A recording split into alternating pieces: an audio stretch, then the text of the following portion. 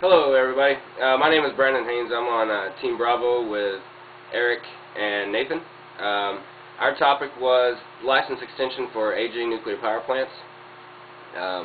If you're watching my video first, I recommend going and watch Nathan and Eric's before mine, because they're going to cover a lot of the aspects of the license extension process, and it'd be useful to know all of that before you get to this topic.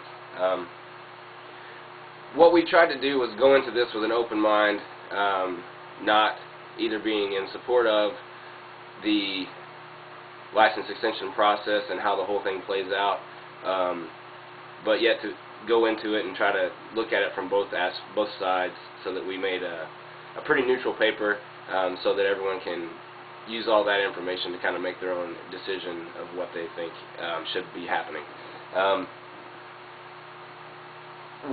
I spent a lot of my time looking into the anti-nuclear organizations and their lobbying efforts against nuclear power. There wasn't really a direct link between the license extension process and any of these lobbying efforts. It seems to be more the Greenpeace and Sierra Club are two pretty loud voices in the anti-nuclear fight, so to speak, and they're just against nuclear power in general. They're not really influencing the license extension process, it doesn't seem. But it was interesting, some of the things we did find. The lobbying efforts, Sierra Club and Greenpeace just spent over $500,000 last year, which was nothing compared to the Nuclear Energy Institute spent $2.36 million, and then large companies such as Southern Company, General Electric spent up to as much as $10 million just in lobbying efforts to support nuclear power. It seems to me and to us that the anti-nuclear efforts it's a lot of all bark and no bite type effect. The interesting things are that the Sierra Club has a link to an article that was written in November of 1994 on their website that was saying that the NRC is titled Abuse of Discretion, the NRC's non-enforcement policy. It talks about how the NRC has the opportunity to not enforce certain technical specifications or safety issues if they can step back and evaluate it and say that, well, cost and profit margins have an effect on it, and also if it's safe to continue operation.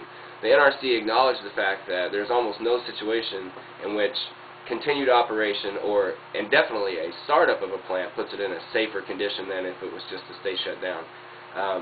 But they get to make these determinations on a case-by-case basis. So again, 1994 is when this was published, and that's what the Sierra Club still has on their website, to show that the NRC is not operating at the maximum safe condition. So the NRC responded to this in the form of SECY 92043, and what this did was take away any mention of profit. The NRC shouldn't, and I think most people could probably agree with that. Their job is to ensure safe operation of nuclear power, and they shouldn't be concerned with cost. It should be the plant itself that's worried about profit margins and making sure that they actually make money. The NRC, it kind of pulls them in two different directions if they're allowed to think about the cost. So the new procedures, which are readily available on the NRC's website, have no mention of money in there. There's clarification of what the non-enforcement policy is supposed to be about, and it's just situations where they can evaluate it and safe operation can be continued if they evaluate each case-by-case situation. So the NRC has the new information on their website.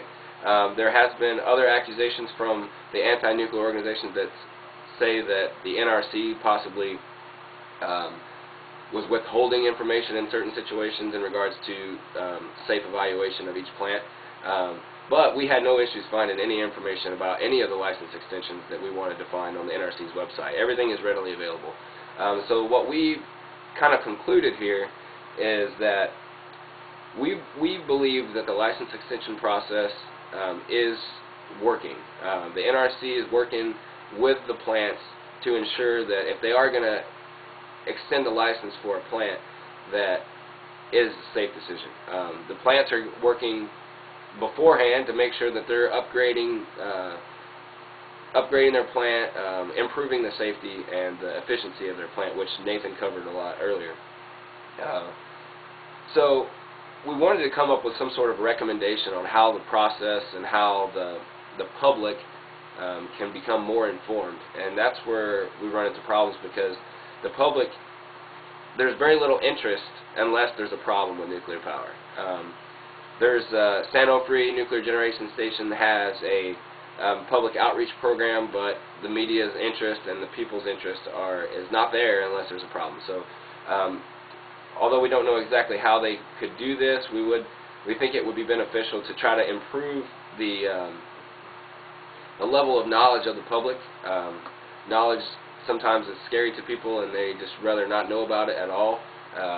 But if there was a trusted face that would show up every single time a license was extended or a plant applies for it, and they can show the public all the improvements that are being made to the plant to ensure that the safe operation can continue. There may be no interest at all, but it would be beneficial in the long run if there was a knowledgeable or a trusting face that would show up every time, that the public can feel comfortable in knowing that nuclear power is being managed by the right people and the processes are effective. Thank you for watching. If you have any questions about any of our videos, feel free to contact us, and we'll look forward to your feedback. Thank you.